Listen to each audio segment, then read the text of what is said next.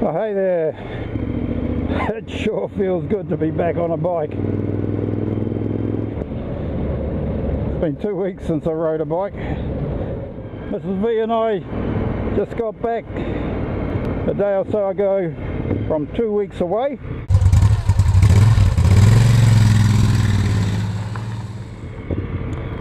Our summer holidays. Usually I would ride to wherever we're going on the bike, and Trish would take the van or the car with one or two of the kids, and then when we're ensconced in our holiday home, we've got the bike to go for rides on. But this year, with the children growing up and needing their independence, they all have commitments and things to do. It was only Trish and I that were heading to our holiday destination, and the others were joining us at various stages during the first week. Trish said to me, well, you go on the bike and I'll take the van down and it'll be okay. I said, well, that's going to be no fun for you because that's a 5-hour trip on your own in the van. So I said, no, I'll leave the bike at home this time. So that's what I did. And so we set off heading for New Plymouth. But on the way, we stopped to see a cousin of mine that I hadn't seen. We worked it out for 49 years. And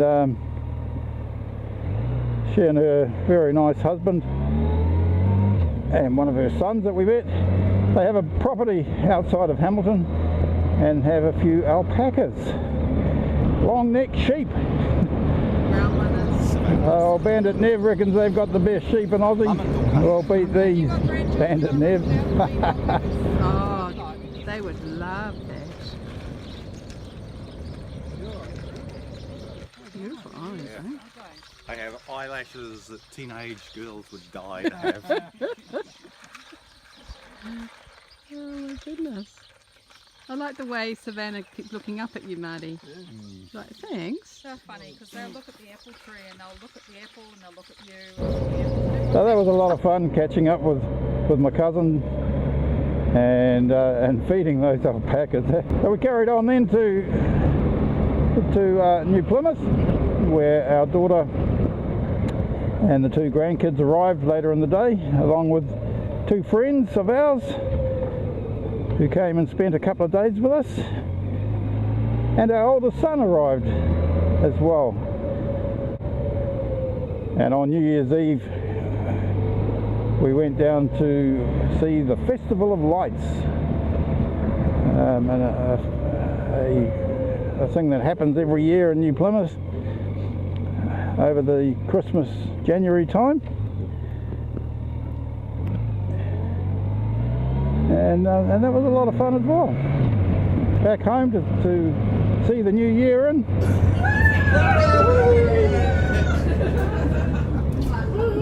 And we had other members of the family come and go during the week.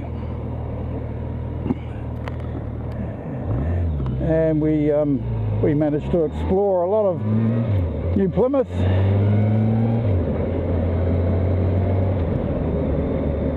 And there are some really neat places to see. The region is called Taranaki. We spent a day trip going down to the town of Harara in South Taranaki, about an hour away from New Plymouth, and visited a really unique museum down there, Pioneer Museum. We found all sorts of things to see and do within the region.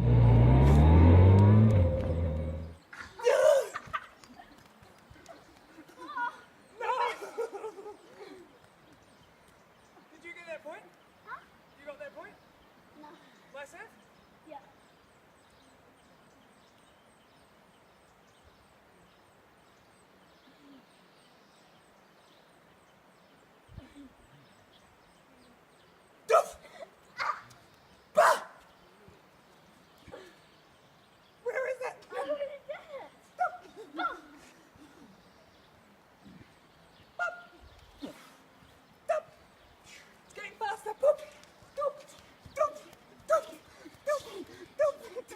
it was time to head off, we headed over to Hastings on the other side of the island. In fact, about the widest part of the country, really, from New Plymouth over to Hastings. We went up State Highway 43. Highway 43 is called the Forgotten World Highway. It travels through some of the remotest parts of the North Island and has become quite the tourist route these days. A great road for riding, that's for sure. So we stopped at Whangamomina, had lunch at the pub, carried on and took a bit of a diversion up to the Damper Falls. And that was a lot of fun.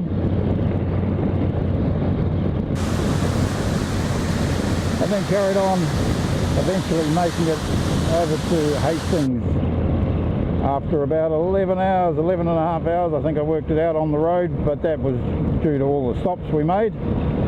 But it was quite a long day. The kids were absolutely tuckered out. We had a couple of days at Catherine's house before we then proceeded to shift them from that house into their new abode. And to do that, we hired a little truck and worked our sorry little bums off for 3 days getting them moved. Oh, that should get the truck past now. Don't you love moving day? Did it give you a fright, did it? All good.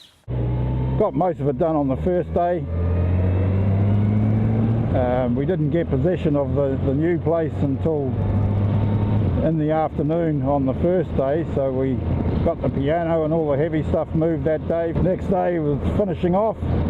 We ended up having to keep the truck for an extra couple of hours, and we finished off all the bits and pieces. But I tell you, Trish and I, at the end of that basically 3 days of lumping boxes and moving things and setting up trampolines and chicken coops and all sorts, we were absolutely tuckered out. So while we were lugging furniture and boxes and and all sorts, getting the kids moved, it was really, really hot down there, up in the high 30 degrees centigrade. Man, we were melting. And when we were over in New Plymouth, a superstorm hit New Zealand. Civil Defence sent out warnings to anybody camping up in the Coromandel area to get out of there. There was flooding, damage to the roads. We caught the tail end of it down in New Plymouth. Unfortunately, it passed over us on the Friday night. So we had a week of pretty much rain, but nothing too serious for us. You just make the most of your time off, don't you?